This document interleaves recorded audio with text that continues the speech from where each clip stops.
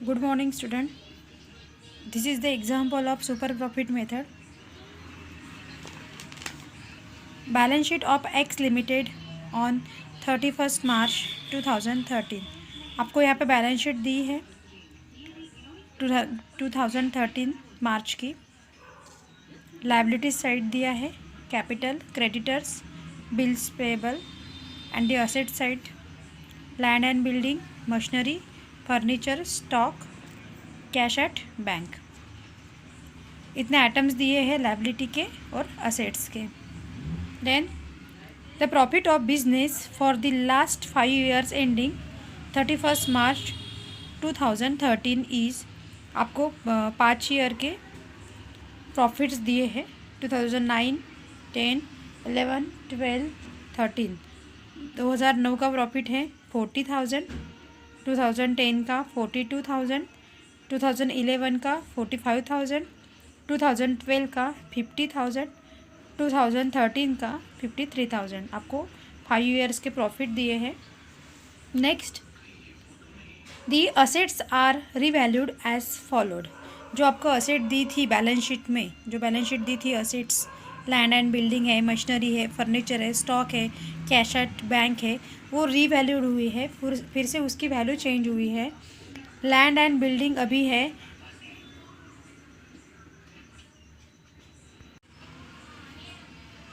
Old land and building थी हमारी 1,80,000.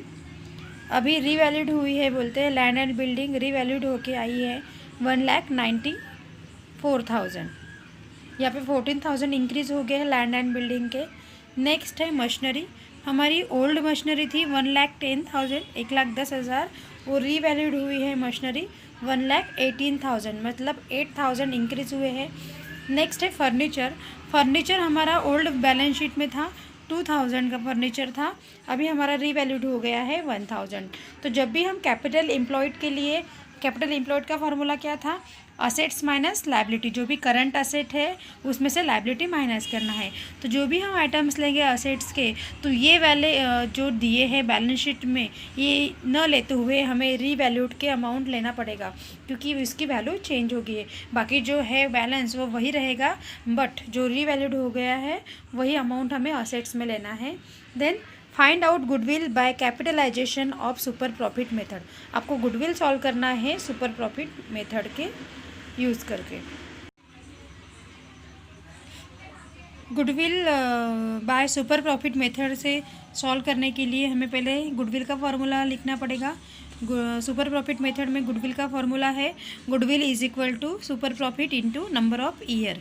अभी नंबर ऑफ़ ईयर तो क्वेश्चन में दिया है, पर सुपर प्रॉफिट सबसे पहले हमें सुपर प्रॉफिट की वैल्यू सॉल्व करनी है. तो हम ये वाला साइन देके हैश का सुपर प्रॉफिट का फॉर्मूला लिखेंगे. सबसे पहले सुपर प्रॉफिट की वैल्यू निकालेंगे. सुपर प्रॉफिट का फॉर्मूला है super profit is equal to average profit minus normal profit. Super profit solve करने के लिए हमें एवरेज प्रॉफिट और नॉर्मल प्रॉफिट की अमाउंट चाहिए है. अब क्वेश्चन में वो भी दी नहीं है, आपको वो सॉल्व करनी है. तो सबसे पहले हम एवरेज प्रॉफिट सॉल्व करेंगे. फिर एवरेज प्रॉफिट सॉल्व करने के लिए हमें एवरेज प्रॉफिट का फॉर्मूला पुटअप करना पड़ेगा. Average profit is equal to total profit divide by number of purchase year. आपको क्वेश्चन में टोटल प्रॉफिट दिए हैं 5 साल के, जैसे यहाँ में है टोटल प्रॉफिट, मतलब जो भी हमें 5 साल के प्रॉफिट दिए वो हम लिखेंगे 40,000 plus 42,000 plus 45,000 plus 50,000 plus 53,000 divide by कितने साल का प्रॉफिट है, 5 साल का. तो हम ये वैल्यू एवरेज प्रॉफिट में पुटअप करेंगे. यहाँ पे मैंने अमाउंट पुटअप कर दिया है 40,000, 42,000, 45,000, 50,000, 53,000 with the last 5 year profit. उसका कैलकुलेशन करके 2,30,000 डिवाइड बाय 5, तो हमारा एवरेज प्रॉफिट आ गया 46,000. ये 46,000 हम यहाँ पे लिखेंगे. देन उसके बाद हमें सॉल्व करना है नॉर्मल प्रॉफिट. अभी नॉर्मल प्रॉफिट का फॉर्मूला क्या है? Normal profit is equal to capital employed into NRR. Capital employed की वैल्यू तो हमें सॉल्व करनी है, NRR की वैल्यू ऑलरेडी क्वेश्चन में दी गई है. हम इसके बाद सबसे पहले तो कैपिटल एम्प्लॉयड का फार्मूला लिखेंगे, क्योंकि हमें नॉर्मल प्रॉफिट सॉल्व करने के लिए कैपिटल एम्प्लॉयड चाहिए. तो कैपिटल एम्प्लॉयड का फॉर्मूला है capital employed is equal to current assets minus current liability. अभी करंट असेट्स और करंट लायबिलिटी कहाँ से आएगा हमें सॉल्व करने के लिए? तो क्वेश्चन में आपको ऑलरेडी बैलेंस शीट दी है, ये लायबिलिटी साइड है तो इस साइड के अमाउंट लेने हैं हमें लायबिलिटीज़ के, और असेट साइड की असेट साइड में। बट आपको करंट असेट्स और करंट लायबिलिटीज़ ही लेने हैं, फिक्स असेट नहीं लेनी है, फिर फिक्स लायबिलिटीज़ नहीं लेनी है, आपको करंट में ही ली है, जिसकी लिस्ट मैंने आपको ऑलरेडी इसके पहले वाले वीडियो में एंड जूम मीटिंग में बता दिया था कि एक्सटर्नल इंटरनल असेट्स क्या होती है और हमें कौन कौन सी असेट लेनी है या फिर कौन कौन सी लायबिलिटी लेनी है, आप लोग वो चेक कर सकते हो। तो हम सबसे पहले करंट असेट्स देखेंगे। करंट असेट्स में क्या क्या आएगा? Land and building, machinery, furniture, stock, cash at bank. But land and building हमें बैलेंस शीट में दी गई थी 1,80,000, बट रीवैल्यूड होके आई थी 1,94,000, तो हमें न्यू वाली वैल्यू लेनी है।